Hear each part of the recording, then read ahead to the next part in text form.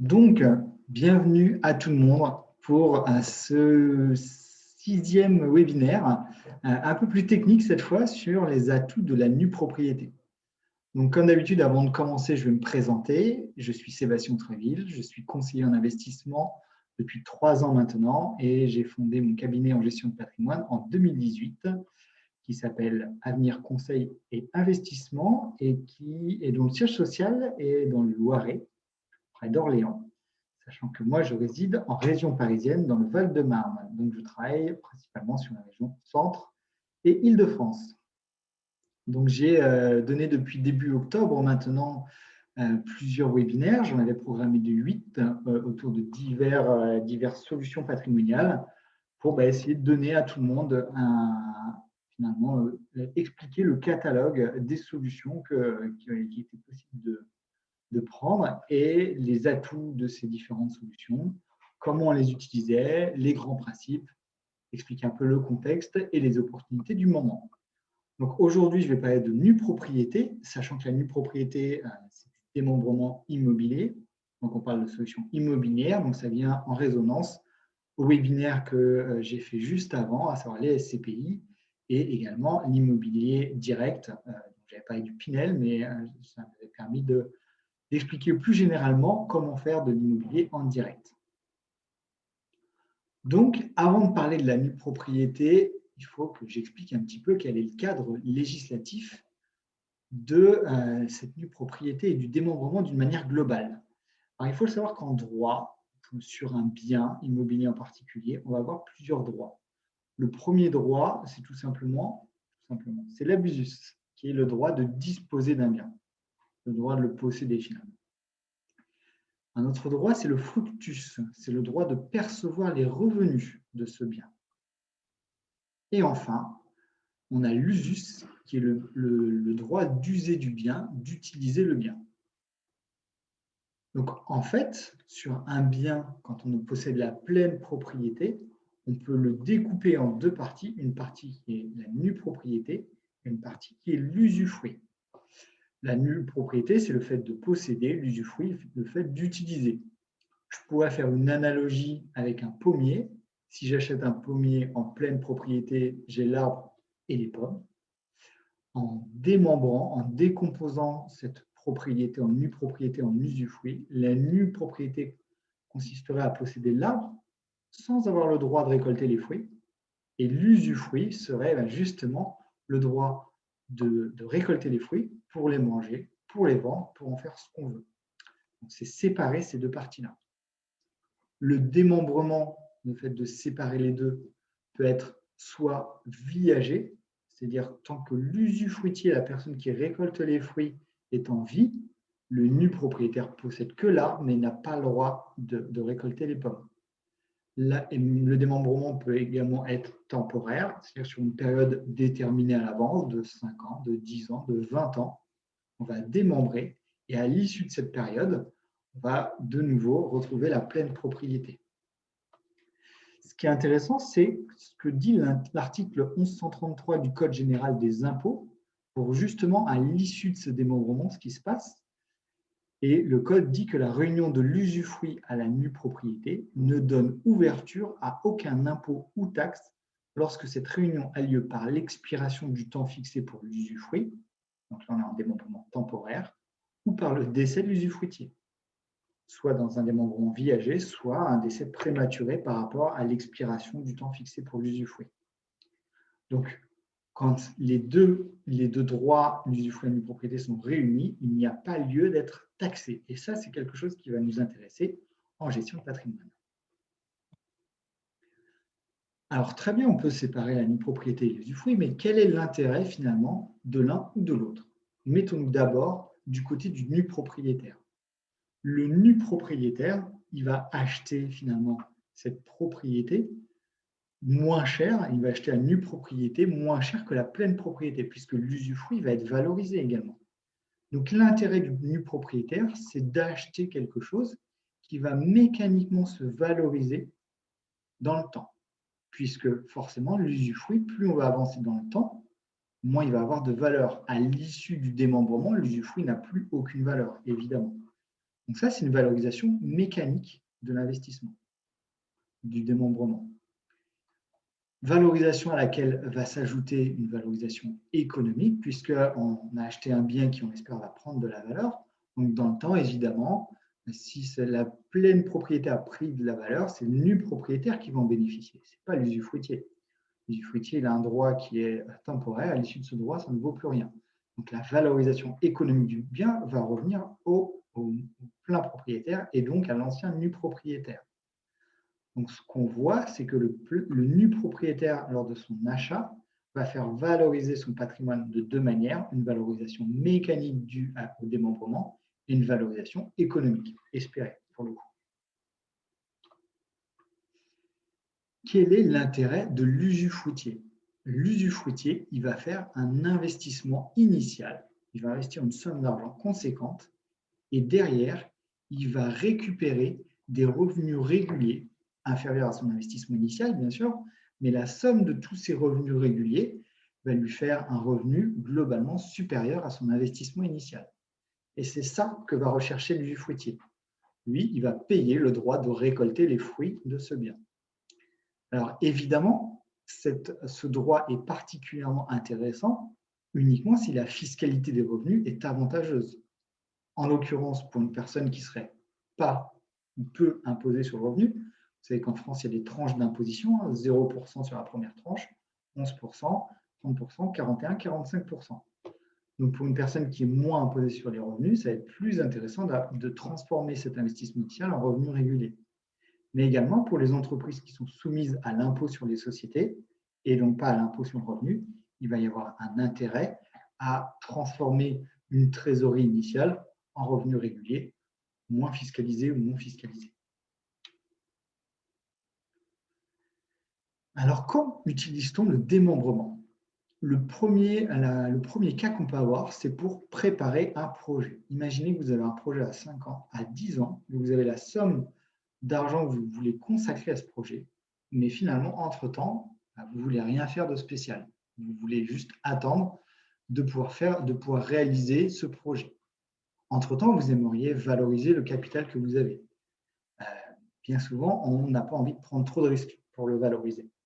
Donc, il y a toujours cette question, est-ce que finalement, en fonction de l'horizon de temps, est-ce que je prends plus ou moins de risques, sachant que mon projet il est défini, peut-être même acté dans le temps, et on n'a pas envie d'avoir de surprise au moment où on aura besoin de l'argent. Soit on le place en très prudent, peu d'intérêt, peu de valorisation du patrimoine, mais on est sûr de ce qu'on obtient à la fin, soit on dynamise un petit peu avec le risque finalement de ne pas valoriser son capital, mais au contraire d'avoir une perte en capital.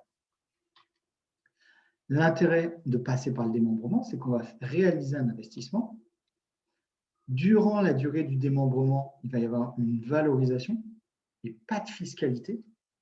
Ça, c'est quand même intéressant parce qu'on sait qu'en France, la plus-value est fiscalisée, qu'elle soit immobilière ou mobilière.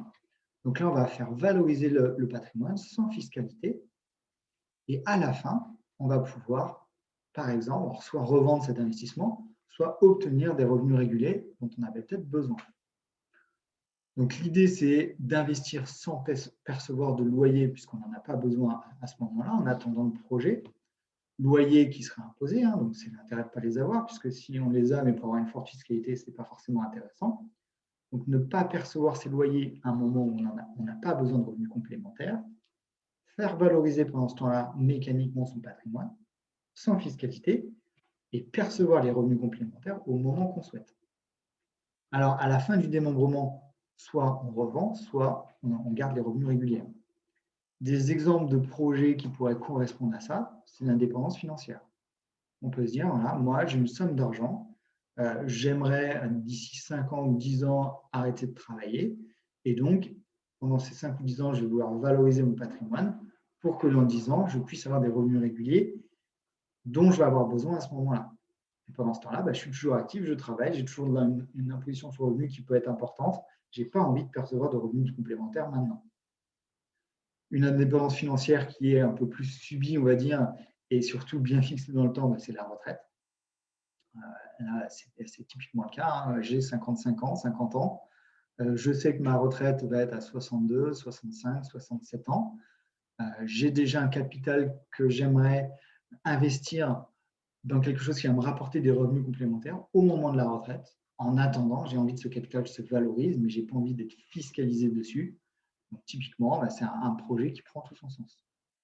Idem sur de l'entrepreneuriat, je peux avoir l'idée de lancer mon entreprise, je peux même être en train de la créer, avoir un emploi à côté. Dans un premier temps, je vais capitaliser de l'argent. J'aurai besoin plus tard de revenus complémentaires, peut-être au moment où je vais me lancer, où je vais quitter réellement un emploi salarié. Et donc, entre-temps, je fais valoriser mon patrimoine.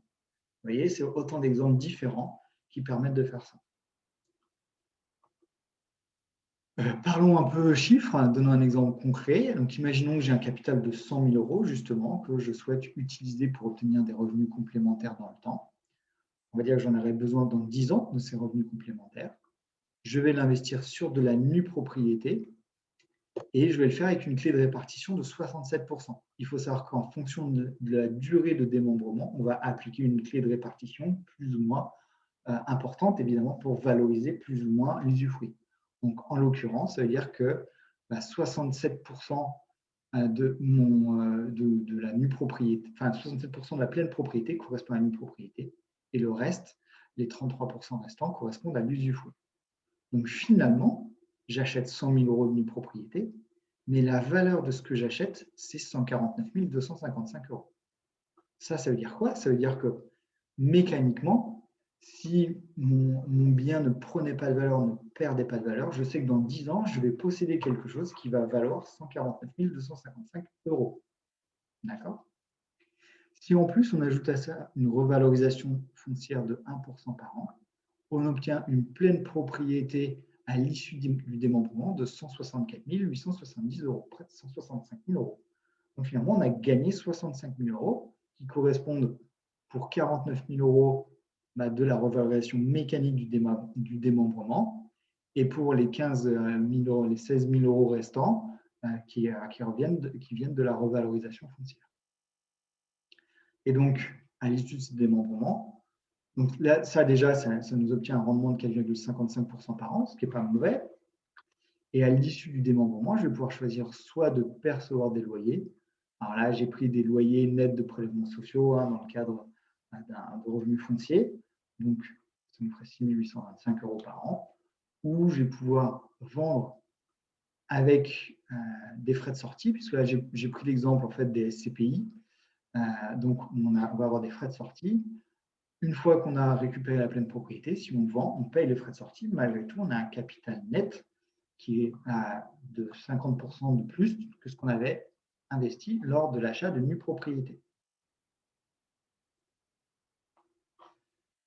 Voyons un deuxième cas où le démembrement a tout son sens. C'est pour optimiser une transmission, à savoir réaliser une donation avant la transmission. Et on va chercher à optimiser cette donation. Alors, qu'est-ce que ça veut dire? Imaginez que vous avez un bien, par exemple de 100 000 euros. Si jamais vous voulez transmettre à votre mort ce bien à vos enfants, par exemple, vous allez payer de la fiscalité sur ces 100 000 euros. Alors, vous allez me dire, il y a des abattements, etc. Prenons le cas où vous avez déjà utilisé l'abattement, il n'y a plus d'abattement, il vous reste 100 000 euros de biens à donner. Vous allez payer de la fiscalité sur 100 000 euros. Si par contre, au lieu de transmettre cette totalité, en amont, vous donnez uniquement la nue propriété, la fiscalité va être appliquée à ce que vous donnez, en l'occurrence la valeur de la nue propriété. Donc vous allez donner une partie moins importante, en tout cas valorisée moins importante que la valeur de la pleine propriété. Et je vous rappelle qu'au moment du décès de l'usufruitier, si vous avez fait un démembrement viager, la réunion de l'usufruit à la nue propriété ne donne ouverture à aucun impôt ou taxe. Donc finalement, ce don de nue propriété que vous avez fait avec une décote va revenir au même qu'une transmission en pleine propriété à votre décès. Sauf que la fiscalité aura été appliquée que sur la nue propriété et non pas sur la totalité du bien. Pour être plus clair, je vais prendre un exemple. Donc, j'ai donné l'exemple d'une pleine propriété à 100 000 euros. Si je la transmets comme ça à mon décès, que l'abattement a déjà utilisé par ailleurs, je vais avoir une fiscalité à payer d'à peu près 18 000 euros. Si par contre, j'ai moins de 61 ans, je fais un démembrement vie âgée et je donne la nue propriété. Cette nue propriété est estimée à 50% du prix de la pleine propriété, soit 50 000 euros. La fiscalité, toujours en enlevant l'abattement, serait cette fois-ci de un peu plus de 8 000 euros. Donc, en l'occurrence, vous avez gagné 10 000 euros de fiscalité dans l'histoire. Et en plus, les revenus complémentaires ou le droit de résider est conservé par l'usufruitier. Ce qui m'intéresse, si on me place à 60 ans, je suis au moment de ma retraite, ce que j'ai besoin, c'est de revenus complémentaires. Le patrimoine qui est derrière, finalement, j'en ai peut-être moins l'utilité. Et ben, c'est impeccable de pouvoir donner uniquement à une propriété, puisque je vais me débarrasser de cette partie-là, me débarrasser entre guillemets, et je vais toujours bénéficier de l'usufruit, qui est certainement la partie qui est la plus intéressante pour moi à ce moment-là. Vous voyez que dans ce cas, ça peut être une opération très intéressante à réaliser. Venons-en aux opportunités. Quelles sont les opportunités du démembrement aujourd'hui? Première chose, la loi de finances 2019 visait à limiter la donation en nue propriété. Cet avantage fiscal qui existe aujourd'hui, de donner la nue propriété en anticipation de la transmission, est quelque chose qui est de plus en plus encadré, donc c'est toujours autorisé. Autant en profiter, mais on ne sait pas pour combien de temps. En tout cas, en ce moment, on s'y intéresse. Donc, profitons-en tant qu'on peut. Deuxième chose, c'est la nue propriété de SCPI. Donc, la nue propriété, je vous l'ai dit, on pouvait l'appliquer à des biens directs, mais également à des biens indirects. J'entends par là les SCPI. Pour ceux qui n'ont pas suivi le webinaire de la semaine dernière, Société civile de placement immobilier. Une SCPI, son rôle, c'est d'acquérir et entretenir du patrimoine immobilier d'entreprise. Et lorsque vous achetez des parts de SCPI, ce que vous achetez finalement, c'est des parts de cet immobilier d'entreprise. Ce qui est intéressant avec les SCPI, c'est qu'on peut avoir des montants beaucoup plus flexibles que l'immobilier direct. Vous pouvez investir à peu près, à partir de quelques milliers d'euros, on va dire, à peu près la somme que vous voulez investir. Et ça, c'est particulièrement intéressant parce que si vous pouvez donc faire de la nue propriété de la SCPI et donc vous pouvez faire des montants différents, des plus petits montants, puisque vous faisiez sur l'immobilier direct. Vous allez donc pouvoir le répartir sur différentes SCPI, mais également sur différents horizons de temps. Vous pouvez faire un démembrement 5 ans, un démembrement 7 ans, un démembrement 10 ans. Imaginez que vous préparez votre retraite, vous savez qui est dans 5 ans, par exemple, vous savez que vous allez toucher une prime de départ qui va peut-être vous faciliter la vie pendant les 2 années à venir. Donc, vous allez faire un démembrement en 5 ans, peut-être un autre dans 7 ans. Peut-être que vous dites dans 10 ans, ça va peut-être être un peu plus compliqué. J'aimerais avoir d'autres revenus complémentaires pour si je suis médicalement assisté ou je peux avoir des raisons supplémentaires, d'avoir des coûts supplémentaires de dépenses en tout cas. Je peux avoir besoin de ces revenus complémentaires qu'un peu plus tard. Vous allez pouvoir étaler ces horizons de démembrement. Et puis, ce qui est simple avec les SCPI, c'est la souscription. Finalement, vous voulez faire une nue propriété 5 ans, pas besoin d'aller chez le notaire, pas besoin de chercher un usufruitier. Vous allez signer un bulletin de souscription. L'usufruitier va être trouvé de manière automatique, puisque les usufruitiers, c'est plutôt des entreprises qui recherchent des capitaux importants. Donc, il y en a largement suffisamment. On cherche plutôt des nus propriétaires. Donc, pour celui qui cherche à investir en nue propriété, pas de complexité à réaliser ce type d'investissement-là. On gomme vraiment toute la complexité grâce au SCPI. Et finalement, on peut faire aussi de la nue propriété dans le neuf. Alors, quel intérêt d'aller dans le neuf? C'est toujours l'idée de packager cet investissement. Ce qui va être fait, en l'occurrence, c'est que vous allez acheter uniquement la nue propriété. L'usufruit va être utilisé pour de la location sociale. Alors attention, j'ai dit location sociale, très sociale. Il ne faut pas que ça fasse peur. Hein. C'est des choses qui sont très encadrées, avec notamment à l'issue du démembrement, c'est du démembrement en 15 ans, donc à l'issue de ce démembrement, une remise à neuf de l'appartement pour vraiment effacer toute trace de location et que le nu propriétaire puisse récupérer la pleine propriété. Et on sait que le bailleur va vraiment s'occuper du bien pendant toute cette partie de démembrement. Donc, c'est quelque chose qui peut être rassurant. Pourquoi faire ça? Imaginez, vous êtes dans une vous êtes actif, vous avez déjà éventuellement d'autres biens immobiliers, par exemple un bien en Pinel. Vous ne cherchez pas forcément quelque chose avec des revenus futurs, ou en tout cas pas dans l'immédiat. Vous avez l'occasion de continuer à investir dans l'immobilier. Vous avez cette envie de le faire, vous n'avez pas besoin de percevoir des revenus, vous seriez fortement fiscalisé sur les revenus. La nue propriété est tout indiqué pour vous. Vous allez préparer un projet, par exemple un projet retraite, de nouveau, en investissant dans un bien qui ne va vous coûter aucune fiscalité d'une quelconque manière pendant la durée du démembrement et récupérer éventuellement pour votre usage ou pour le relouer par la suite, donc pour des revenus complémentaires, à l'issue du démembrement. Et enfin, dernière chose, un petit point fiscalité, bien apprécié pour les personnes qui payent l'impôt sur la fortune immobilière. C'est un moyen, la nue propriété, de continuer à investir dans l'immobilier sans être trop soumis à la pression fiscale, dans la mesure où le nu propriétaire ne va pas payer l'impôt sur la fortune immobilière des biens qu'il détient en nue propriété. Toute la fiscalité est gérée par l'usufruitier. Donc, du coup, c'est un bon moyen pour qui paye cet impôt de continuer à investir dans l'immobilier sans avoir de fiscalité supplémentaire. Et cela termine ce webinaire un peu technique sur la nue propriété des biens immobiliers. Je vous remercie à tous pour votre attention. Je vais terminer l'enregistrement de telle sorte que vous puissiez poser vos questions. Merci.